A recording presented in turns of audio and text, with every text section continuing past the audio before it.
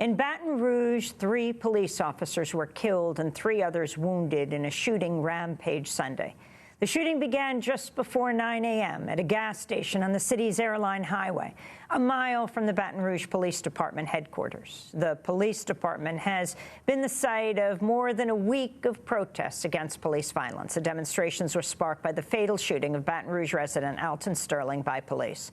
According to reports, Baton Rouge officers were responding to a 911 call of shots fired when they were ambushed by a gunman. Colonel Michael Edmondson of the Louisiana State Police described the scene. At approximately 8:40 a.m., Baton Rouge PD officers at the convenience store observed the individual. He was wearing all black, standing behind a beauty supply store, holding a rifle. At approximately 8:42 a.m., reports received of shots fired. At approximately 8:44 a.m., reports received of officers down on the scene. At 8:45, reports received of more shots being fired. At 8:46 a.m., reports were received of the suspect, again, that was wearing all black, standing near a car wash located right next to the convenience store. At 8:48, our emergency EMS unit started arriving at the scene. They were staging so they could start approaching and getting the bodies that were at the scene to render first aid.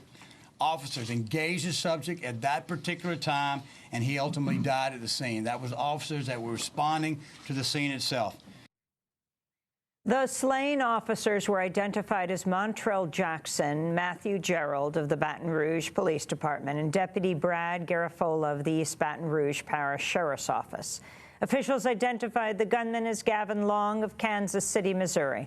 Long, who is African-American, served in the Marines from 2005 to 2010, reaching the rank of sergeant. He deployed to Iraq from June 2008 to January 2009, according to military records. Long was awarded several medals, including one for good conduct, and received an honorable discharge. Initial reports were that 2 persons of interest had been detained, but late on Sunday, the Louisiana State Police said they were released without charge. Authorities are now looking into Long's online identity, Cosmo Setapenra. On a website published under the alias, Long described himself as, quote, freedom strategist, mental game coach, nutritionist, author, and spiritual advisor. Long turned 29 on Sunday, the day of the rampage. Earlier this month, after Army veteran Micah Johnson shot dead 5 police officers in Dallas, Long wrote a message online saying, quote, with a brother killing the police, you get what I'm saying. It's justice. The shootings of the officers in Baton Rouge and Dallas follow the police killings earlier this month of Alton Sterling in Baton Rouge, Louisiana, and Philando Castile in Falcon Heights, Minnesota. Speaking Sunday, President Obama called for national unity. We as a nation have to be loud and clear that nothing justifies violence against law enforcement. Attacks on police are an attack on all of us. We go now to Baton Rouge, where we're joined by Lamont Cole, City Councilman for District 7 in Baton Rouge. It's the area where Alton Sterling was killed by police this month. We welcome you to Democracy Now! Can you talk about what happened this weekend, just yesterday, Sunday, Baton Rouge time, about 9 o'clock in the morning, the killing of the 3 officers? Good morning. Thank you for having me. Yes, on yesterday, I just left church. I went to the early service, and I was driving down the street, and a friend of mine who works in law enforcement called me and said, have you heard? And I said, heard what? And he told me that there was a shooting taking place right then, and there were officers down on the scene, and that if he could, he would give me a call back a little bit later. I got home, I turned the television on, and the local news stations were already reporting, and then the national news stations picked it up, and so I followed it on television like everyone else. Immediately, I was disturbed by the images. I was disturbed by the information we were receiving relative to the officers being down, and before I jumped to judgment, I took my phone out and started texting officers that I know who are friends of mine that work for the state police, the East Baton Rouge Parish Sheriff's Office, as well as the Baton Rouge City Police Department, just to make sure they were okay. I soon realized I have over 20 friends that work in law enforcement here in the city, and all of them, fortunately, were okay. Of course, we recognize now that 3 officers were gunned down in our streets, and we're sympathetic, empathetic, and saddened by this tragedy in our city, and our hearts and prayers are with the families of those officers. And I think for our city, it's challenging because we've experienced 2 killings in the streets over the last 2 weeks, 13 days, that have received national attention. And I think it speaks to some of the ills that we have in our society at large. But more importantly, when things like this happen in your city, it's an opportunity for us to move forward and be better as a result of it. I wanted to turn to this clip, turn to Alton Sterling's aunt, Veda Washington Abusala, speaking on Sunday after learning about the shooting that left the 3 officers dead and the others wounded, 1 critically. This is what she said. We don't call for no bloodshed. That's how this all started, with bloodshed. We don't want no more bloodshed. So if you're not on accord with us, leave. Go home, go wherever you come from. This is our house. You can't come in our house killing us. That's what you're doing, because at the end of the day, when these people call these families and they tell them that their daddies and their mama's not coming home no more, I know how they feel, because I got the same phone call. No justice, no peace. That's what we're calling for. Stop this killing. Stop this killing. Stop this killing. That is Veda Washington Abusala, who is the aunt of Alton Sterling. Lamont Cole, can you talk about her call for peace and for justice? You know, my heart goes out to she, as well as the other members of the Sterling family. Sandra Sterling, one of his aunts, and I are very good friends and have talked every day since. And I agree with her that bloodshed is what is leading to many of the tense nature that we have in the city, and is leading to some of the challenging times that we're experiencing in our country, and is leading to more bloodshed. So I agree with her that this is not what we want to see. This is not what the family wanted to see. This is not what they are about. The Sterling family is extremely large here in our city, and they're a great group of people. All of the Sterlings that I know are a great group of people, and this is nothing that any of them would want. So the passion, the pain in her voice, the tears, they're real, and she feels for those families, and she understands what they're experiencing because, 13 days ago, she and her family experienced the same thing. So I think we're all on the same page in terms of not wanting to see this type of tragedy take place in our city on behalf of the police department as well as our citizens. I think we have to get to a point where we work to keep our community safe, and then we have to work extremely hard to keep our police officers safe. I mean, this may sound a bit selfish, but ultimately, who am I supposed to call when I feel unsafe? If I can't make sure, if I'm not working, or if I'm not discussing how we keep those who've been charged with protecting us, how we keep those individuals safe. And as I said before, so many friends of mine work in law enforcement, and I don't want to see any of them killed in the street doing such a dangerous job and putting their life on the line every single day. So I echo what Ms. Sterling is saying, and I sincerely hope that we can work together to make sure that we come up with solutions that are going to make our community better. Let me ask you about the mayor. Many are calling for him to resign, Kip Holden. Protests outside the police department. So many attended Alton Sterling's funeral on Friday, the memorial service, but not the mayor. Inexplicable absence. Do you think he should have been there? Do you feel he should resign, City Councilman? That's a tough question. I know the mayor very well. I've known him a long time, and I think it's just a very challenging position for him to be in as the leader of this city, as the first three-term mayor, as the first African-American mayor. And so I do understand the frustration some may have with the decision that he made. But I will say this, I can't speak for him. I was at the funeral. I have attended many of the protests here in the city. All of the protests that I've attended have been extremely peaceful. I've visited with the family. I've attended the store, visited the store at least 8 of the last 13 days to be there with the people. And I think in leadership, the right move to make is always to be with the people that elected you to be in office. as it relates to him choosing to resign, that's a tough decision for him. He's said publicly that that's something he's not going to do. He's not going to resign from office. And I know people are angry, and I know people are frustrated with some of the choices he's making. But I will simply say this: decisions we make dictate the life we lead, and I wouldn't want to be him right now at this moment.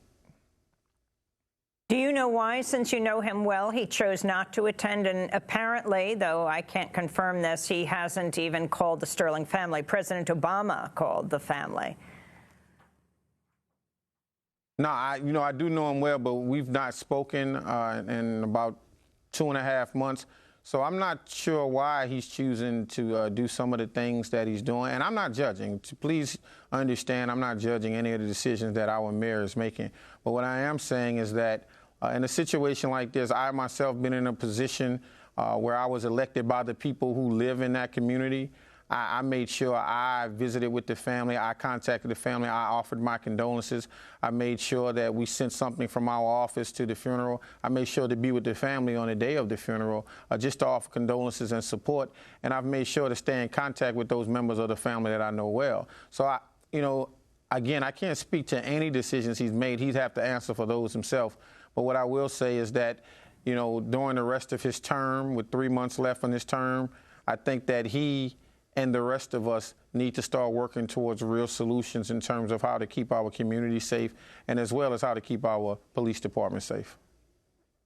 One of the officers killed in Baton Rouge has been identified as 32-year-old Montrell Jackson, married, father of a new baby boy. Jackson, who described himself as humble and kind, was a 10-year veteran of the Baton Rouge Police Department. He responded to the police killing of Alton, Sterling, and Baton Rouge, as well as the shooting of Dallas police officers, in a Facebook post, which was dated July 8th. He wrote, quote, "I'm tired physically and emotionally. Thank you to everyone that has reached out to me or my wife. It was needed and much appreciated. I swear to God I love this city, but I wonder if this city loves me. In uniform, I get nasty, hateful looks, and out of uniform, some consider me a threat. I've experienced so much in my short life, and these last 3 days have tested me to the core. Finally, I personally want to send prayers out to everyone directly affected by this tragedy. These are trying times. Please don't let hate infect your heart. The city must and will get better. I'm working in these streets. So any protesters, officers, friends, family, or whoever, if you see me and need a hug or want to say a prayer, I got you." Again, those are the words of the officer who was gunned down on Sunday. Your thoughts on this, City Council member Lamont Cole? Every single time someone reads that on television or I read it myself, I get a lump in my throat. He summed up the situation so eloquently. I think the passion in his words is evident. I think that officer cared about this city, cared about the people he was charged with working with, and I think it was extremely challenging. I understand some of what he was saying, being an African-American male living in the city who does work every day with young people and tries to make sure we're doing the right types of things to move the city forward. I've seen Montrell on duty and working in the community. I don't know him personally, but I've seen him. Baton Rouge is a big, small town, and so I recognize that everyone he came in contact with, that from my observation, he treated with the ultimate respect. I think that I work in the school system here in the city as well, and so I come in contact with law enforcement quite often at various different extracurricular activities, and so I've seen him at various different events. He was a good man from observation, and I think his words spoke to his character, the integrity that he carried as he wore the uniform, and the way he carried himself in our community. And so I think this city has lost a great individual, has lost it from a tragic incident. A young baby won't grow up knowing his father, and I think it's extremely unfortunate. But to sum up his words,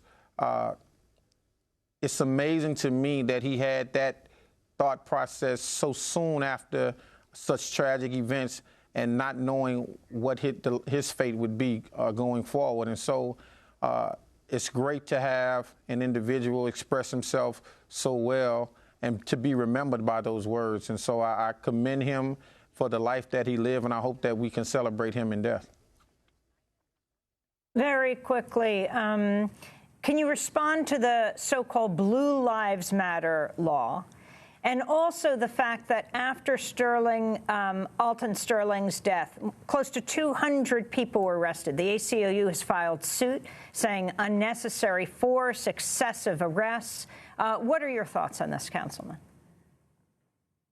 Well, I think that this is the first time that we have experienced anything like this in our city, and I think people were on edge and responded the best way they knew how. And I take caution with what I observed in news media, what I saw on social media videos in terms of how police were interacting with our residents, and I had some concerns about that. I think it was extremely tough, not only for the police department, but for the protesters as well. I think people were angry. I think people were frustrated. I know I was angry. I know I was frustrated. I know I was one of the participants of many protests.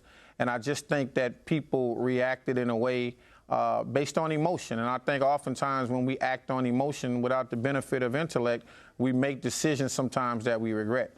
And I think that over 180 people being arrested was a bit excessive in terms of trying to keep our city safe. But I also recognize that the police department was doing the best it could during this extremely challenging time. Do I agree with 180 people being arrested during the protest? Not at all. Let me state that for the record, not at all. But I do understand that they were doing the best that they could based on all of the information they were receiving about the protests. I've met with the chief of police, state superintendent, as well as our sheriff to discuss our concerns about what was happening. And based on their conversation, you know, I may not agree with the way they went about addressing the matter, but I do understand in those positions of leadership, there are tough decisions to be made, and they made the ones that they thought were going to keep the community safe. Councilman Cole, I want to thank you for being with us. City Councilman, Baton Rouge, where Alton Sterling was killed by police. We want to thank you for being with us. When we come back from break, Dr. Cornel West joins us, professor at Union Theological Seminary. He is here in Cleveland at the Republican National Convention. We'll find out why.